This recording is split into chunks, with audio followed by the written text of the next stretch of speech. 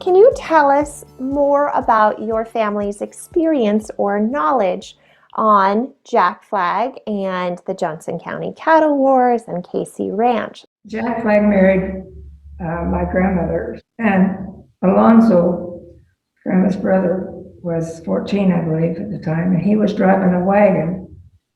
And Jack Flagg was actually on the way to the state Democratic convention in Douglas. So he was riding horseback, and Alonzo was in the wagon. And as they came down to the KC Ranch, the invaders were already there and had surrounded the cabin that Nick Ray and Nate Champion were in. And Jack Flagg was on the list to be killed, but they didn't recognize him when he started coming down.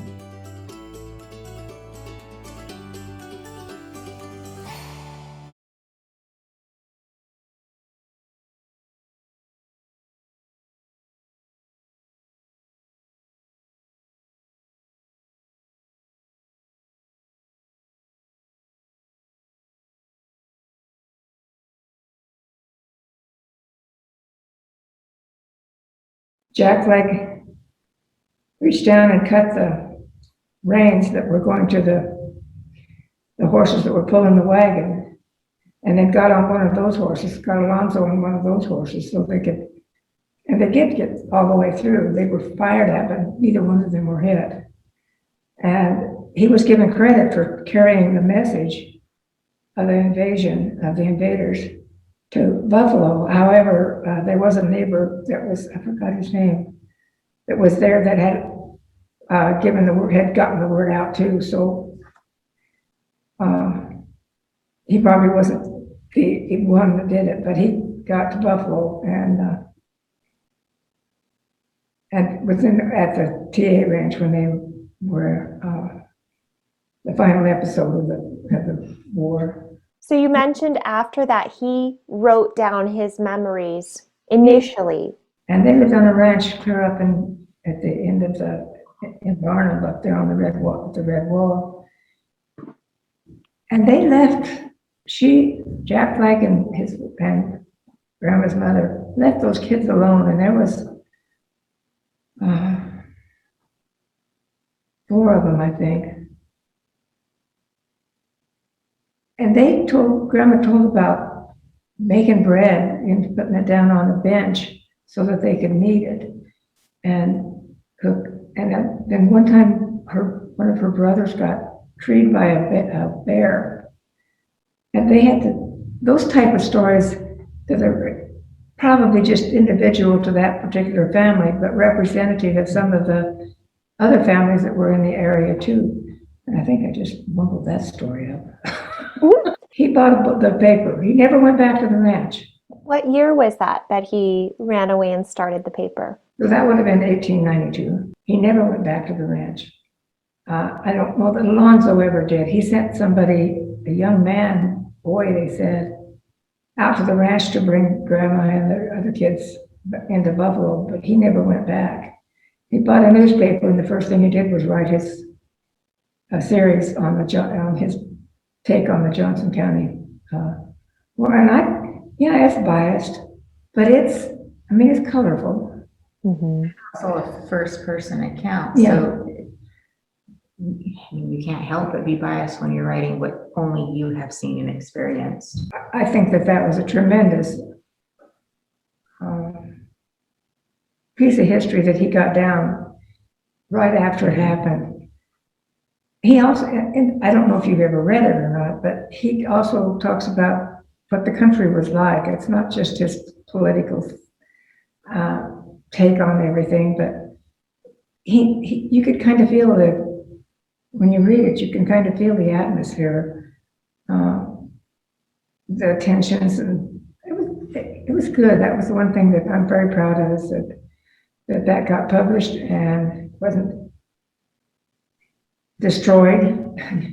How did grandma end up perpetuating the family stories and making sure that grandkids, such as you, would know and be able to access those resources? How was she setting the example for keeping this relevant she never really talked about it. You didn't then. People in Buffalo didn't talk about it. There was two sides and they didn't want to have that conflict. She told me that Ned Champion was a good friend of theirs, and he stopped by.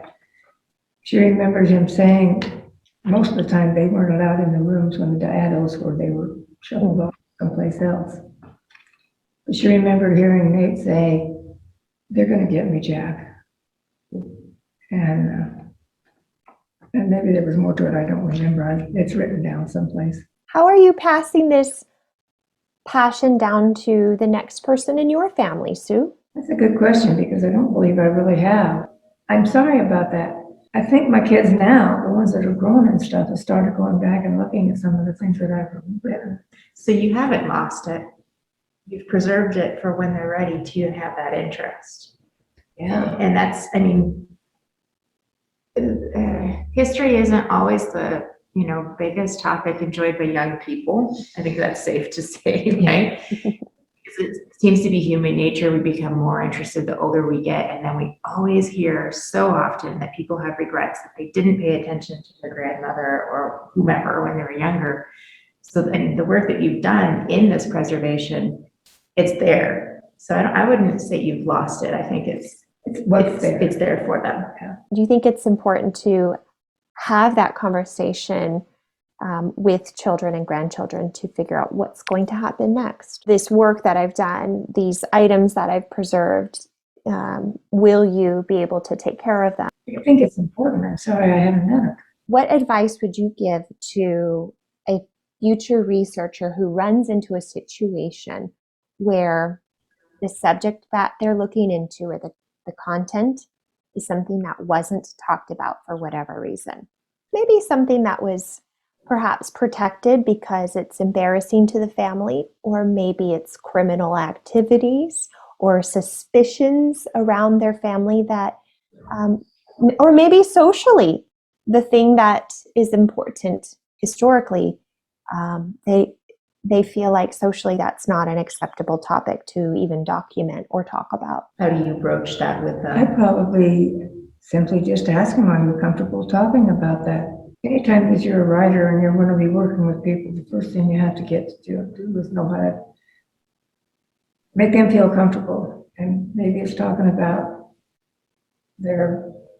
something completely off the subject that you're really going to, but they have to get to be comfortable with you, that they can trust you. Nowadays, because of the research we can do and the documents we can access, we can figure out some of those more difficult topics. We have proof, you know, that maybe in the past people tried to keep under wraps, but too bad, it's now out in the open. So thank you for your comments on how to approach that in a responsible way.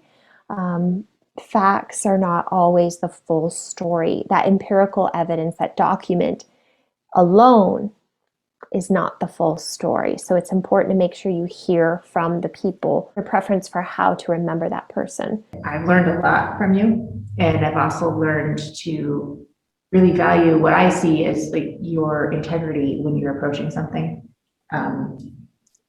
You have a value for that accuracy, but also the human touch. And I think those things can go together. It doesn't have to be one or the other.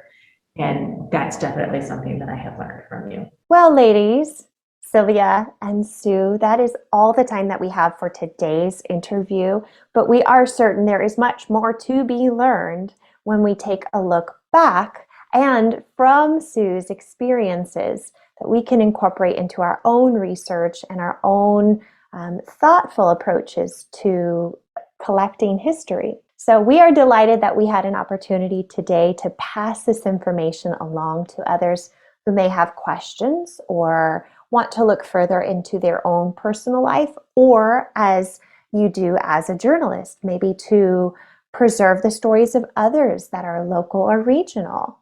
So as a starting point for our listeners, we will include a few follow-up links with the video. Thank you everyone for joining us today for Women of Wyoming Then and Now. Thank you. Thank you.